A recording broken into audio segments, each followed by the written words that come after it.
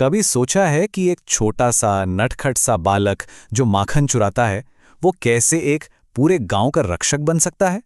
चलिए आज युवा कृष्ण के जीवन की कुछ ऐसी ही हैरान कर देने वाली कहानियों को समझते हैं जहां खेल खेल में ही बड़ी बड़ी जिम्मेदारियां निभाई जाती हैं।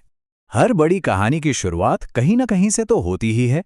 तो हमारी कहानी की शुरुआत किसी बच्चे की हंसी से नहीं, बल्कि एक राजा के दिल में बसे गहरे डर से होती है। ये शब्द है राजा कंस के, जिसे एक भविष्यवाणी ने अंदर तक हिलाकर रख दिया था। और बस यहीं से एक बड़े संघर्ष की नींव पड़ती है।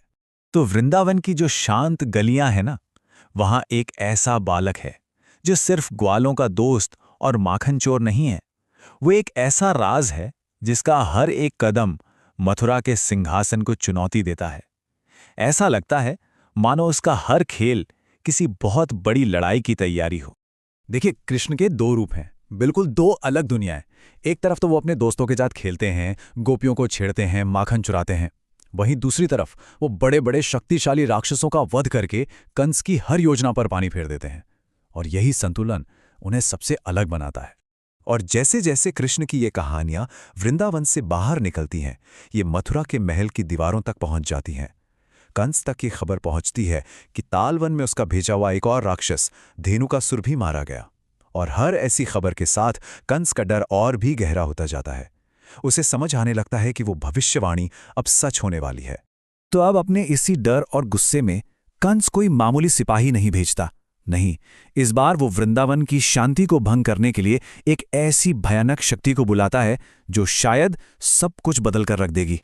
जरा सोचिए, वृंदावन की वो प्यारी सी सुबह, जहां पक्षियों की चहचहाहट है, गायों का रंभाना है, सब कुछ शांत है।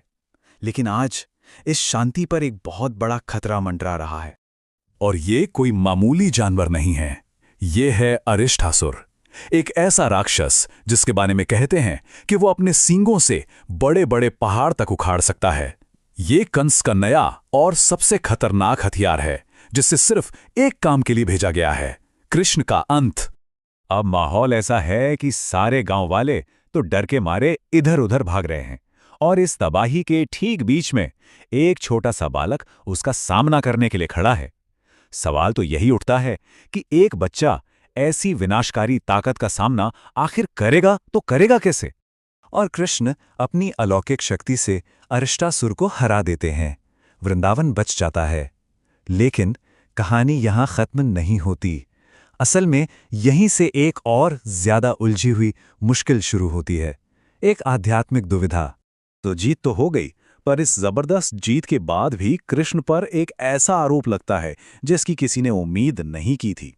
एक ऐसा पाप जिसके प्रायश्चित के लिए उन्हें एक और चमत्कार करना पड़ेगा। पता है ये आरोप कौन लगाता है? राधा। वो कहती है कि ठीक है, तुमने राक्षस को मारा, पर वो तो एक सांड के रूप में था, और हमारे धर्म में गाय या बैल मतलब गौवंश की हत्या, वो तो गौ हत्या है, जो एक बहुत बड़ा पाप माना जाता है। तो अब कृष्ण को इस पाप से मुक्त होने का कोई रास्ता ढूंढना था।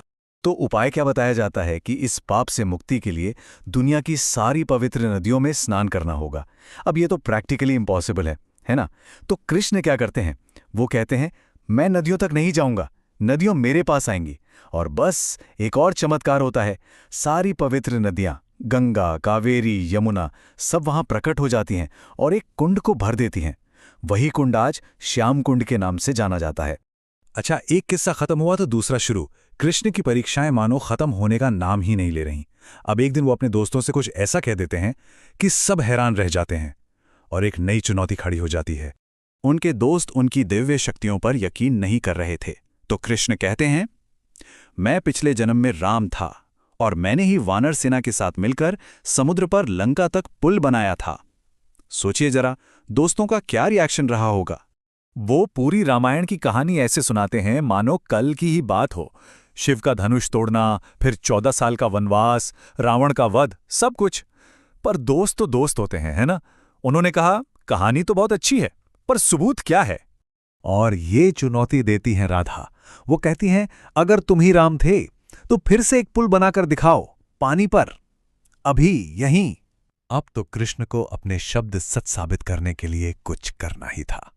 और फिर वही होता है जिसका किसी को यकीन नहीं था। कृष्ण अपने दोस्तों को, अपनी वानर सेना को बुलाते हैं और कहते हैं कि पत्थर पानी में रखो। और क्या होता है? पत्थर डूबने की बजाय तैरने लगते हैं। एक एक करके पत्थर जुड़ते हैं और देखते ही देखते पानी पर एक सुंदर पुल तैयार हो जाता है। तो एक तरफ कृष्ण अपनी लीलाएं दिखा रहे हैं और दूसरी तरफ मथुरा में कंस का गुस्सा 7वें आसमान पर पहुंच रहा है। वो हार नहीं मानेगा। इस बार वो भेजता है एक और राक्षस बकासुर को, जो एक विशाल बगुले का रूप ले सकता है। बकासुर का काम सिर्फ एक था, कृष्ण को निगल जाना, हमेशा के लिए खत्म कर देना।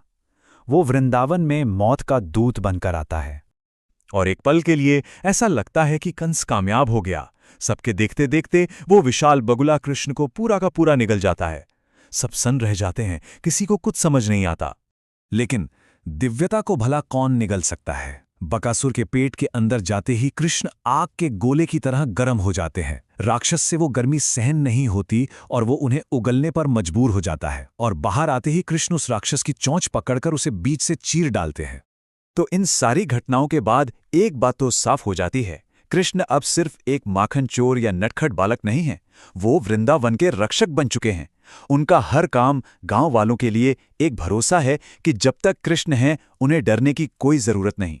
पर जरा सोचिए, एक माँ के दिल पर क्या गुजरती होगी ये सब सुनकर। यशोदा तो बस एक माँ है। वो इतनी डर जाती हैं कि अपने कान्हा तो जंगल में जाने से ही मना कर देती हैं कि कहीं उसे कुछ हो ना जाए। कृष्ण का ये पूरा सफर हमें यही दिखाता है कि एक ही इंसान के अंदर एक चंचल बालक भी हो सकता है और एक महान रक्षक भी।